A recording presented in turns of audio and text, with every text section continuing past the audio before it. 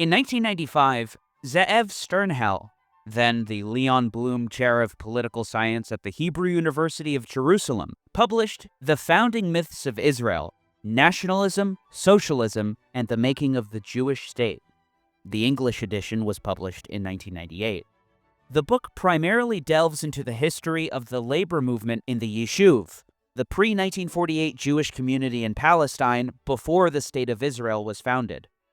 The book details how David Ben-Gurion, the future prime minister, shrewdly consolidated power and came to dominate the labor movement, which would rule the State of Israel for 4 decades. It was the labor movement, in Sternhell's opinion, which upheld a facade of a frugal, pioneering kibbutz society. As Ben-Gurion described the kibbutz in March 1936, the kibbutz is the Jewish form of settlement par excellence. No form of colonization could be more Zionistic. There is nothing like it. The kibbutzim, and additionally moshavim, were the collective agricultural settlements that dotted the frontiers of the Yishuv. From the beginning, the kibbutz had a special place in the Zionist ethos. The weapon-bearing farmers were an outstanding symbol of the land's conquest.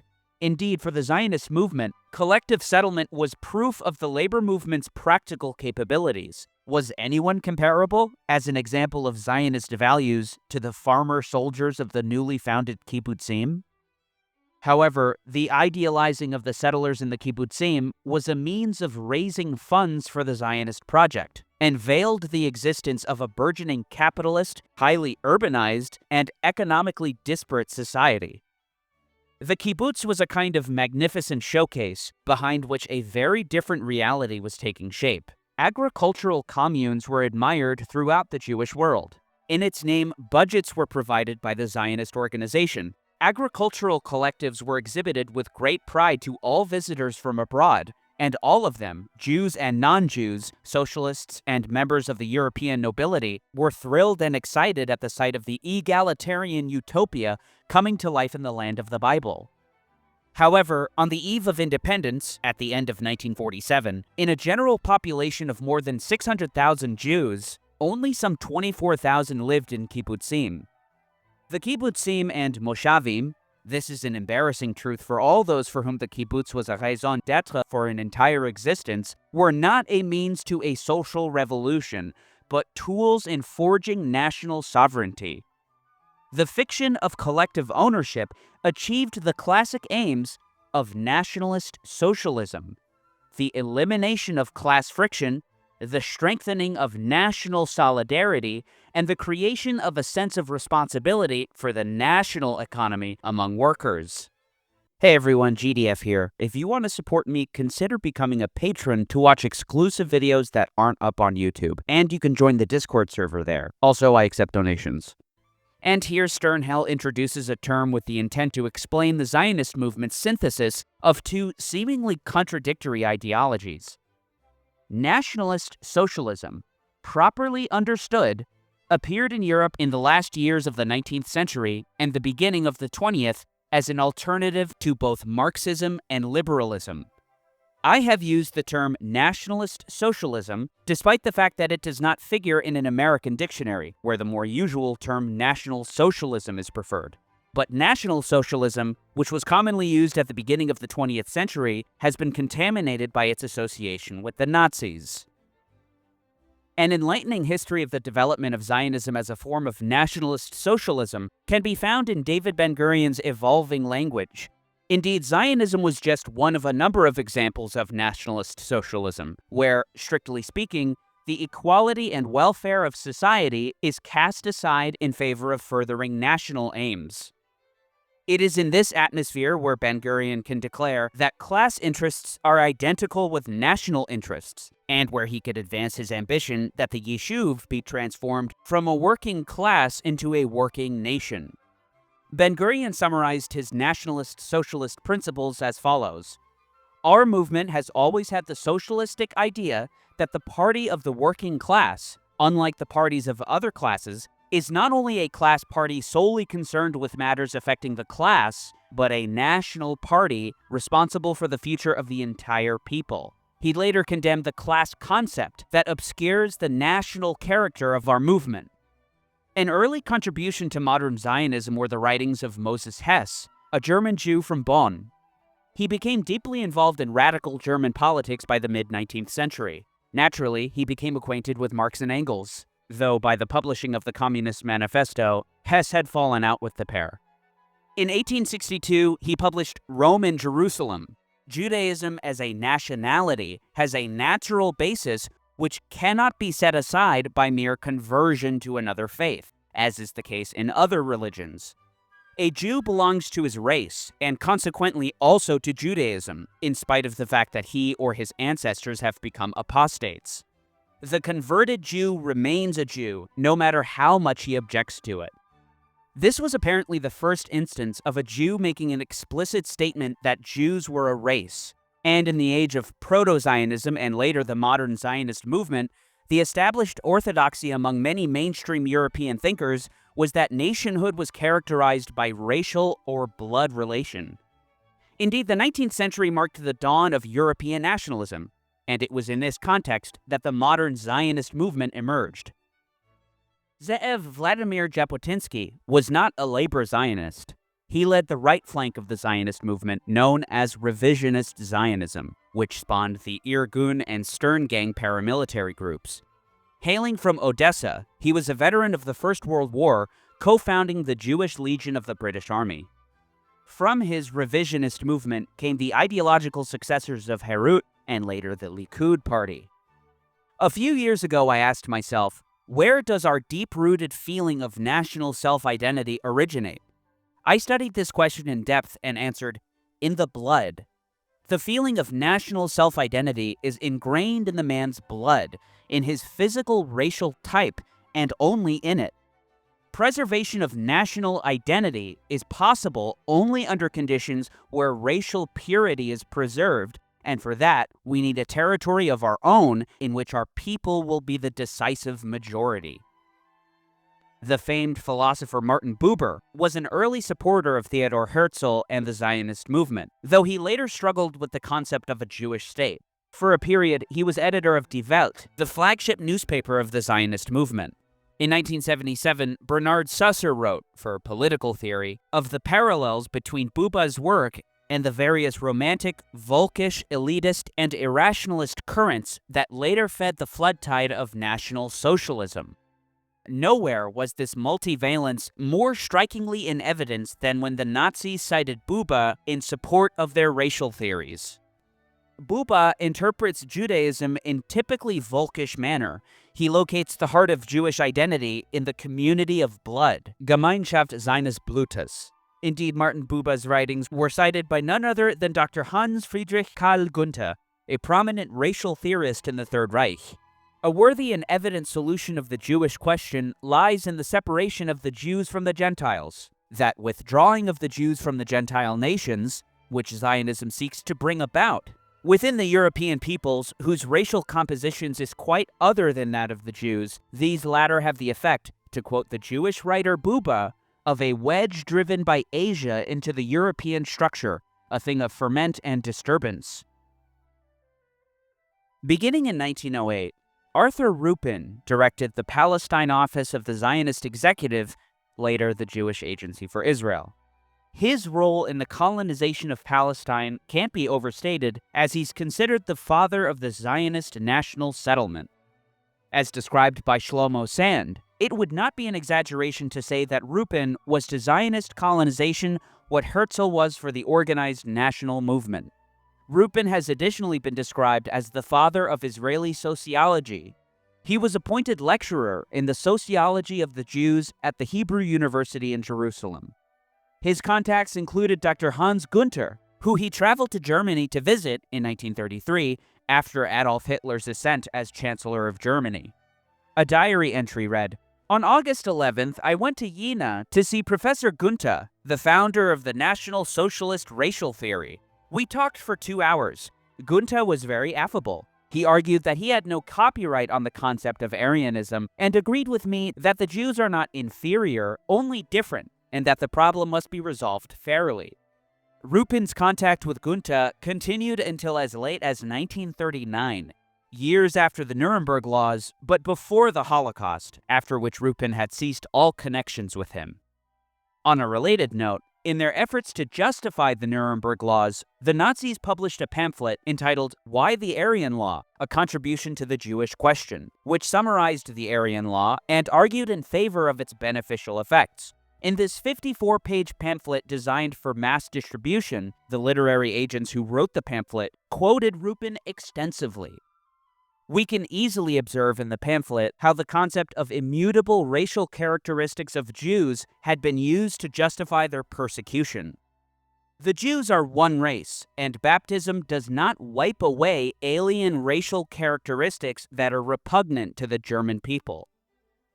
Arthur Rupin also directed the absorption of German Jewish immigrants, along with their possessions, as part of the transfer agreement secured between the Zionist leaders and Nazi Germany. Between 1933 and 1941, the agreement secured the immigration of some 55,000 German Jews to Palestine, along with their personal wealth, with the German state taking a percentage, breaking an international boycott. If in terms of German Jewry's wealth, the transfer agreement was by no means decisive, it was crucial to Palestinian Zionism. Some 60% of all capital invested in Palestine between August 1933 and September 1939 was channeled through the agreement with the Nazis. Their capital generated a boom, giving Palestine a wholly artificial prosperity in the midst of the worldwide depression. The fact is that Hitler's Third Reich did more than any other government during the 1930s to support Zionist development in Palestine. Indeed, Rupin was hostile to a boycott on Germany, not only through his central role in the so-called Havara Agreement. In 1933, a planned London boycott conference never came to fruition. A Gestapo spy named Dr. Reichert, undercover as a journalist for a German paper, revealed in a dispatch to his superiors in Germany, London boycott conference was torpedoed from Tel Aviv because the head of the transfer in Palestine, referring to Arthur Rupin, in close contact with consulate in Jerusalem, sent cables to London. It was after a Dutch communist set fire to the Reichstag in February 1933 that Hitler declared his war on communism. Die Brandstiftung des Reichstagsgebäudes als missglückter Versuch einer groß angelegten Aktion ist nur ein Zeichen dessen, was Europa vom Siege dieser teuflischen Lehre der Zerstörung zu erwarten hätte. Es wird die oberste Aufgabe der nationalen Regierung sein, diese Erscheinung nicht nur im Interesse Deutschlands, sondern auch des übrigen Europas in unserem Lande restlos auszurotten und zu beseitigen.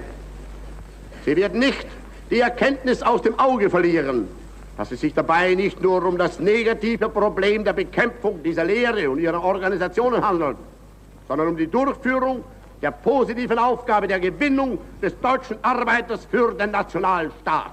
Nur die Herstellung einer wirklichen Volksgemeinschaft, die sich über die Interessen und Gegensätze der Stände und Klassen erhebt, vermag allein auf die Dauer dieser Verirrung des menschlichen Geistes den Nährboden zu entziehen. Blut und Rasse werden wieder zur Quelle der künstlerischen Intuition. Listening to the speech on the radio was Arthur Rupin, who wrote in his diary 2 days later, "I heard on the radio Hitler's speech in the Reichstag. It was a much better speech than all his election speeches, full of content, interesting, fascinating."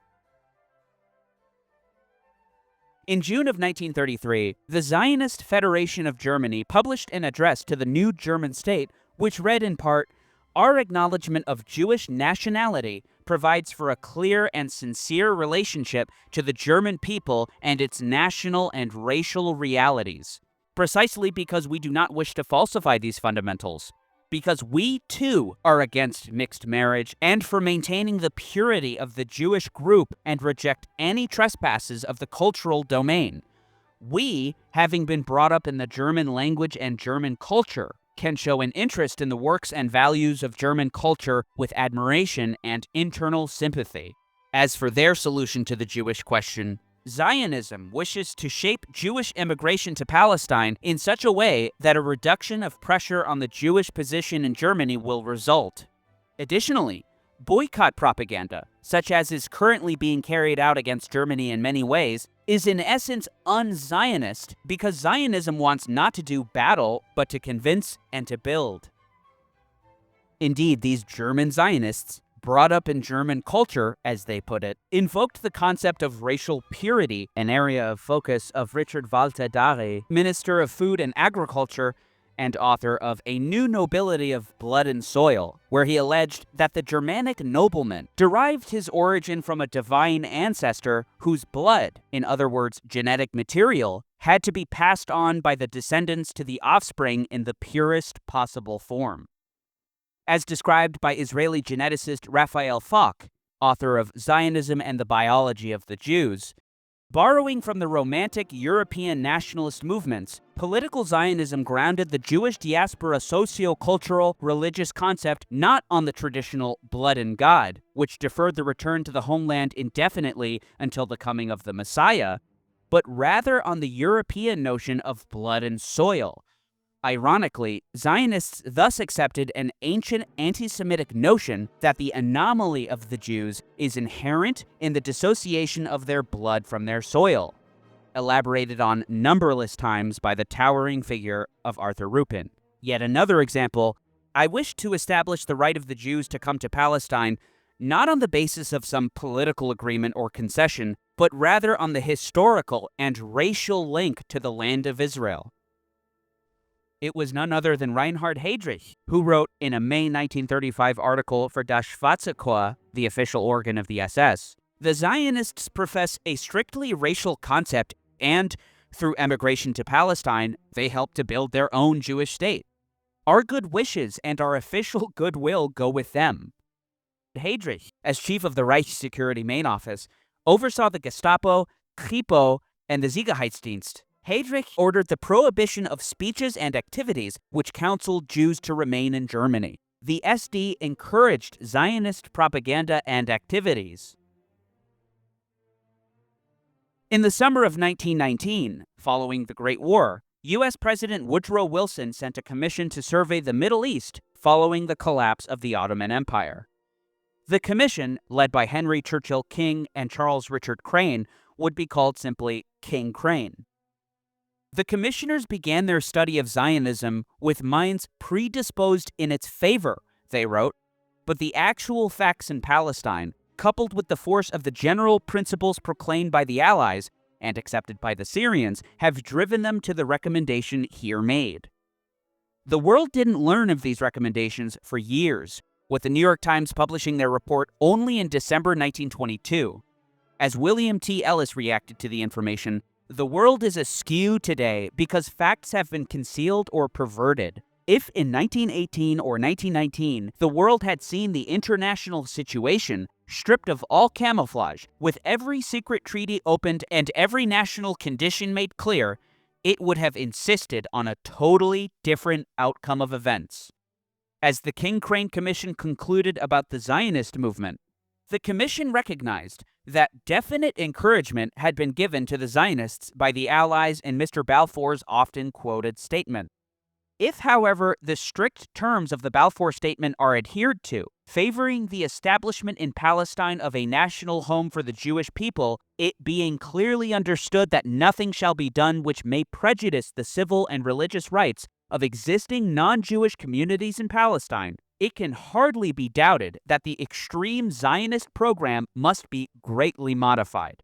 For a national home for the Jewish people is not equivalent to making Palestine into a Jewish state.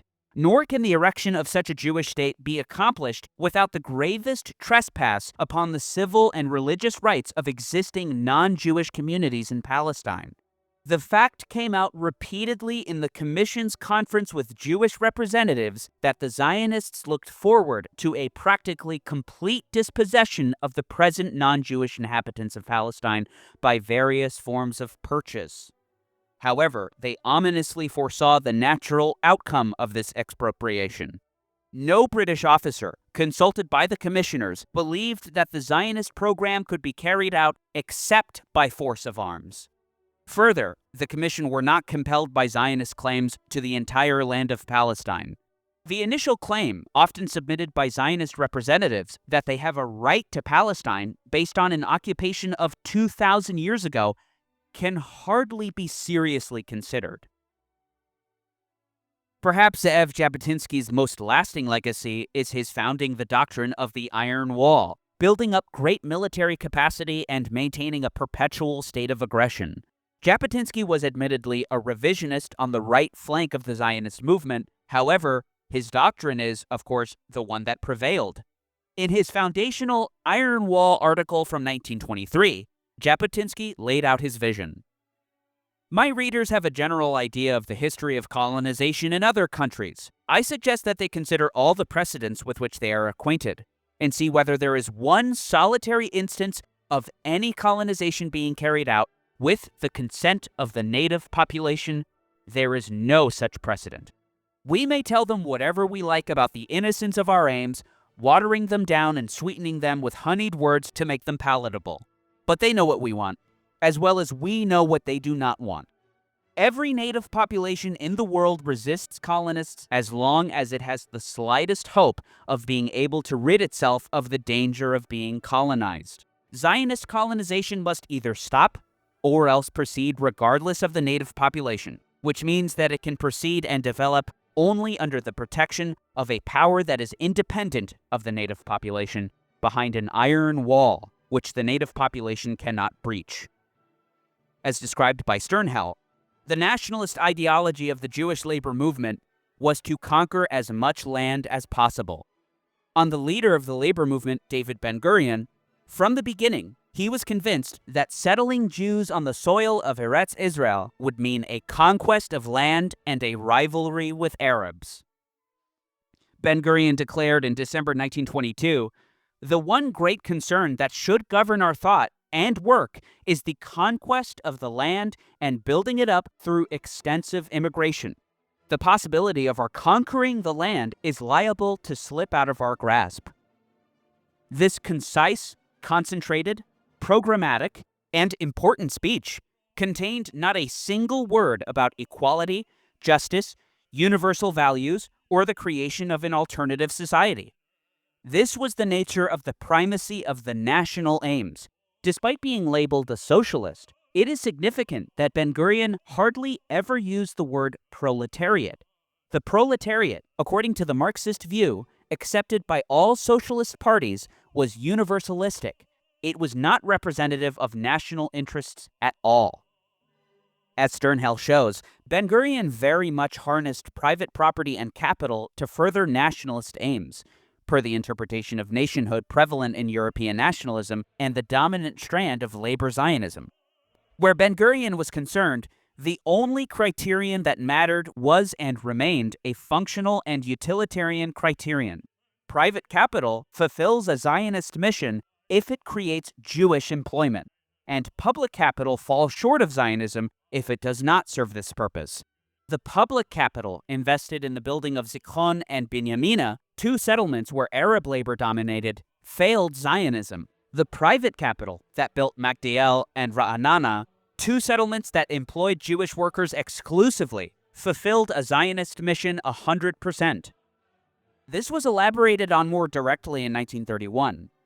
We have no special interests in a socialist regime or a commune in this country if those involved are not Jewish workers.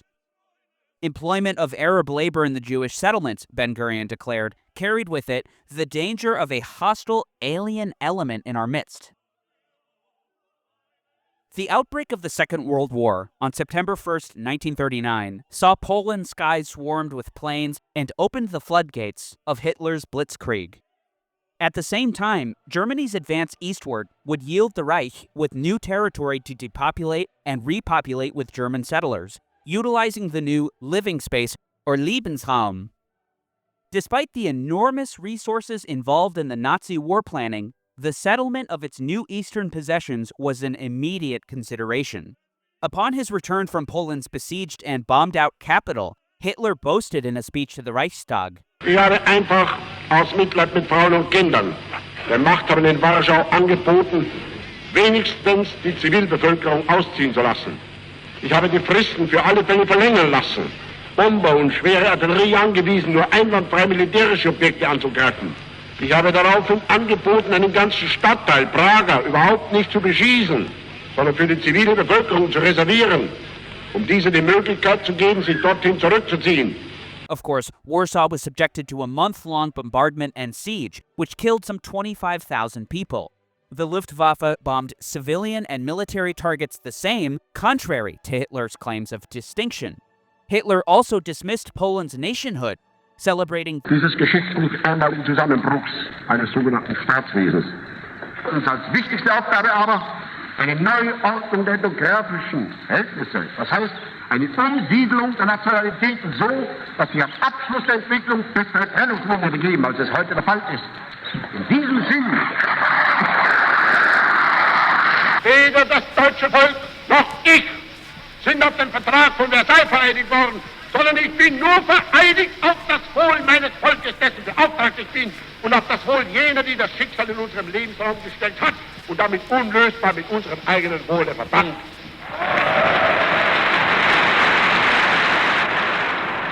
To implement this, Hitler commissioned the Reichsführer SS Heinrich Himmler to lead a Reichskommissariat for the strengthening of Germandom.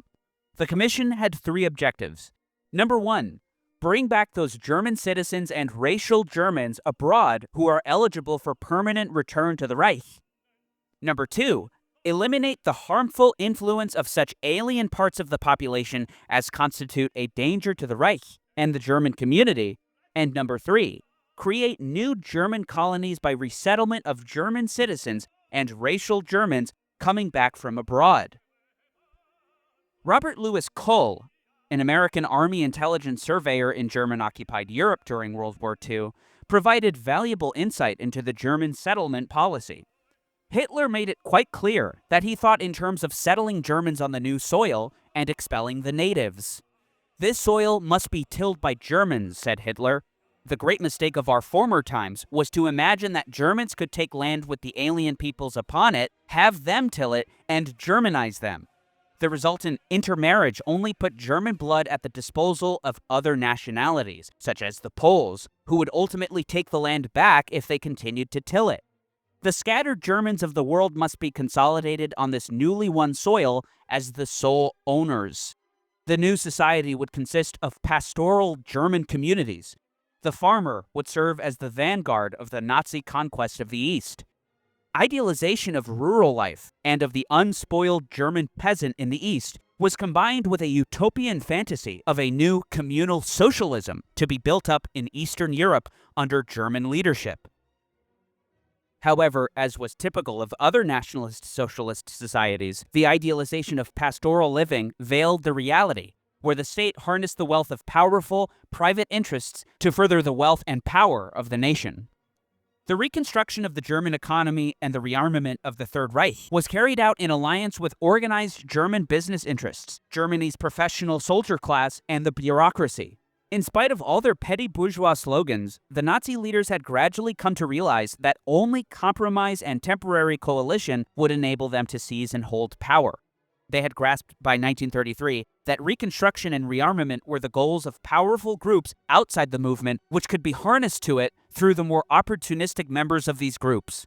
In this way, the outermost layer of the movement, the statists like Papin, Schacht, and Blumberg, as well as countless smaller figures in the party, served to bind to National Socialism the machinery and the skills of tried and experienced segments of the German ruling class. Ihor Kamenetsky as well exposed the ideological underpinnings of German settlement in his revealing work, Secret Nazi Plans for Eastern Europe, a study of Lebensraum policies. Nazi authorities wanted to see hundreds of thousands of volunteers from the Old Reich, either from peasant stock or from those willing to embrace wholeheartedly the ideology of blood and soil, become pioneer peasants in this newly conquered Lebensraum. In building the new Nazi society, racial criteria were chosen instead of the criterion of social origin. The common unit considered for this purpose was, in the Nazi case, the nation as a whole rather than a class. From his position not only as Reichsführer SS, but now settlement czar, Himmler described the aim of so-called Germanization. It is not our task to Germanize the East in the old sense, that is, to teach the people there the German language and the German law, but to see to it that only people of purely Germanic blood live in the East. The playwright Hans Jost traveled with the Reichsführer throughout occupied Poland, where they stood there like prehistoric farmers and laughed to one another with twinkling eyes. All of this was now once more German soil. Here the German plow will soon change the picture. Here trees and bushes will soon be planted. Poland rightfully belonged to Germany, as far as the German leaders were concerned. As I covered in my last video, Polish city names were changed, and some 1.5 million Poles were expelled from their homes. Warsaw was to be depopulated from a city of 1.3 million to just 80,000, and settled with 130,000 German colonists. Every building was to be destroyed. By the end of the war, they had largely carried this out.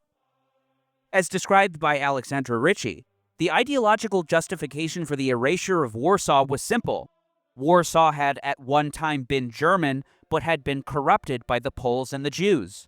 In a 1942 edition of Das Vorfeld, a periodical for Germans living in occupied Poland, the Nazi historian Dr. Hans Hof wrote, "In 1420, 85% of the names of burghers in Warsaw were German, and they were the only ones who brought any cultural and economic life, administration, and justice to the city." During the period of military control of Poland, wrote Richard Lucas, 531 towns and villages were burned.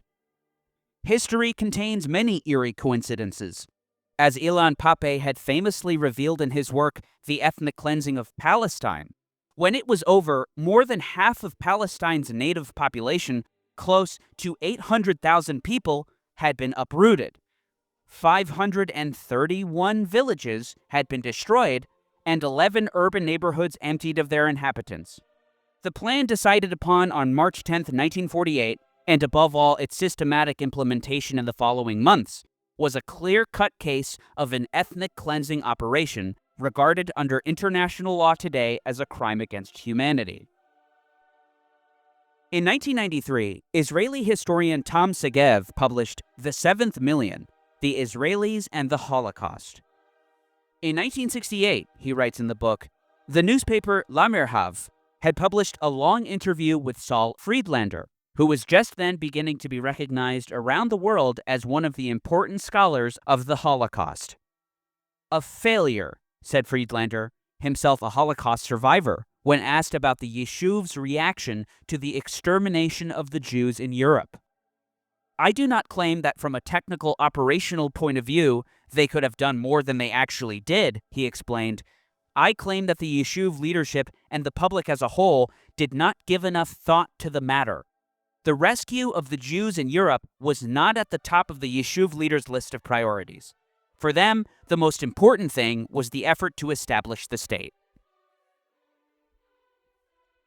Thus emerges an uncomfortable conversation, somewhat overlooked in the history, about the Yeshuv leadership. In 1935, David Ben-Gurion would be elected as chairman of the Jewish Agency Executive.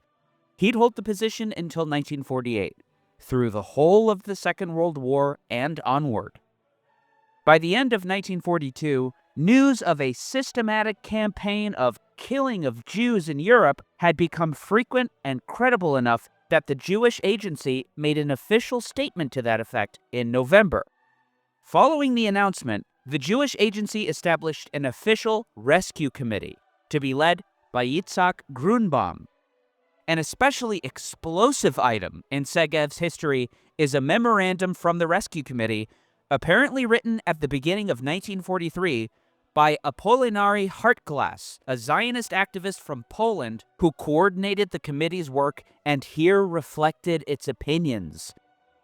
In the parts of Europe through which the war has passed, in Germany, the occupied countries, and the Axis countries, we may expect the extermination of more than 7 million Jews. It is clear to us today that we cannot dream of saving more than 12,000 or some tens of thousands of Jews. What this committee can do is only a drop in the sea. It is self-delusion or conscience-salving and not real action. We must hope that despite all the atrocities, a large part of European Jewry, many more than the committee is able to save, will be saved by the force of the will to live. On the question of whom to save, should we help everyone in need without regard to the quality of the people? Should we not give this activity a Zionist national character and try foremost to save those who can be of use to the land of Israel and to Jewry? I understand that it seems cruel to put the question in this form, but unfortunately, we must state that if we are able to save only 10,000 people from among 50,000 who can contribute to building the country and to the national revival of the people, as against saving 1 million Jews who will be a burden, or at best an apathetic element, we must restrain ourselves and save the 10,000 that can be saved from among the 50,000, despite the accusations and pleas of the million. Going on from this assumption, we must save children first, because they are the best material for the Yishuv. Purely philanthropic rescue, such as the rescue of German Jewry, can only cause damage from a Zionist perspective, particularly if the possibilities are so limited and the disaster so large. We were able to use this method for the German Jews since they had one advantage. They brought property with them. The current refugees lack this advantage since they arrive without anything. They therefore do not give anything to the Yishuv. Had we the means to save them all, there can be no doubt that we would have to accept these things. But sadly, we do not have sufficient means to save even the good elements. So we have no choice but to give up on saving the bad elements. For his part, Grunbaum declared in a meeting that Zionism is above everything. They will say that I am anti-Semitic, that I don't want to save the exile, that I don't have a warm Jewish heart. Let them say what they want. I will not demand that the Jewish Agency allocate a sum of 300,000 or 100,000 pounds sterling to help European Jewry. And I think that whoever demands such things is performing an anti-Zionist act. Interestingly enough, Segev observes, ironically, at one meeting of the Jewish Agency executive, Grunbaum asked for an appropriation of 100 Palestinian pounds, about $400, to pay for cables he had sent to Europe in an effort to receive information on the condition of the Jews. It seems to me that 50 pounds would suffice to send the telegrams, responded the agency's treasurer. It is difficult to compute how much money the Yishuv actually spent on saving Jews. The total comes to several $1 million, according to one reckoning, about a quarter of the entire Jewish Agency budget. Significantly more was spent on buying land and establishing new settlements. Ze'ev Sternhell made special mention of the Yishuv's policy of, and indeed treatment of, the Jews of the diaspora. Before the war, the Yishuv and the Zionist movement did not accord the diaspora any intrinsic value. Zionism was based on a negation of the diaspora. During the war, and especially when the machinery of extermination began to operate, this view gained a terrible implication. Consequently, the Jewish communities of the diaspora were recognized as having only one function: to serve the Yishuv. At least this was regarded as their principal function. The legacy of the Holocaust on Israeli society has been exhaustively addressed, not only by Segev, but also Edith Zertal. From her analysis, it's hard not to see how the memory of the Holocaust has been weaponized. Zertal's book, Israel's Holocaust and the Politics of Nationhood, was published during the Second Intifada. There has not been a war in Israel from 1948 till the present ongoing outburst of violence which began in October 2000 that has not been perceived, defined, and conceptualized in terms of the Holocaust. And the Holocaust, Zertal contends, became in due course, as the Israeli historical situation was further removed in time and circumstances from the Holocaust, a rather devalued cliché. In an especially powerful statement, Zertal wrote, "By means of Auschwitz, which has become over the years Israel's main reference in its relations with a world defined repeatedly as anti-Semitic and forever hostile, Israel rendered itself immune to criticism and impervious to a rational dialogue with the world around her. Furthermore, while insisting, and rightly so, on the unique nature of the Holocaust in an epoch of genocide and vast-scale human catastrophes, Israel, because of its wholesale and out-of-context use of the Holocaust, became a prime example of devaluation of the meaning and enormity of the Holocaust. In 2018, an 82-year-old Ze'ev Sternhell wrote an opinion piece for Haaretz with the title, "In Israel, Growing Fascism and a Racism Akin to Early Nazism." The left is no longer capable of overcoming the toxic ultra-nationalism that has evolved here, the kind whose European strain almost wiped out a majority of the Jewish people. Like every ideology, the Nazi race theory developed over the years. At first, it only deprived Jews of their civil and human rights. It's possible that without World War II, the Jewish problem would have ended only with the voluntary expulsion of Jews from Reich lands. After all, most of Austria and Germany's Jews made it out in time. It's possible that this is the future facing Palestinians. Ominous words, years before the current situation. Just last month, historian Benny Morris wrote in the same paper that Israel is not committing genocide in Gaza, but it may be on the way there. In terms of hearts and minds, a portion of the nation is already there, even if it does not realize this. The Israelis that like to cite Amalek in reference to the Palestinians. A biblical enemy of the Israelites, the Torah decreed that any memory of the Amalek must be exterminated. These are the same Israelis that speak aloud, or in whispers, about uprooting the Palestinians from their land, about exile and transfers. It may be worth recalling here that the Nazis, in the beginning of World War II in 1939 to 1940, talked about exiling the Jews of Europe to Madagascar or somewhere else, before they started in on the mass extermination. The dehumanization that has to take root before mass murder is already here. Once upon a time, a minister in Israel talked about cockroaches in a bottle and was reprimanded. Today, there are hardly any reprimands. The dehumanization is evident every day, apparent from the soldiers' testimonies, from the killing of civilians in Gaza, from the brutality shown by soldiers and jailers while detainees, some from Hamas and some civilians, are led half-naked to the detention camps, from the routine of beatings and torture in the detention camps and prisons themselves. The Jewish Israeli public is indifferent to all of it. These are all signs of the dehumanization that precedes and promotes genocide. The trigger will come, and then the genocide will follow. Maybe there will be a combination of ethnic cleansing and mass murder, as the Turks did to the Christian communities in Asia Minor between 1894 and 1924.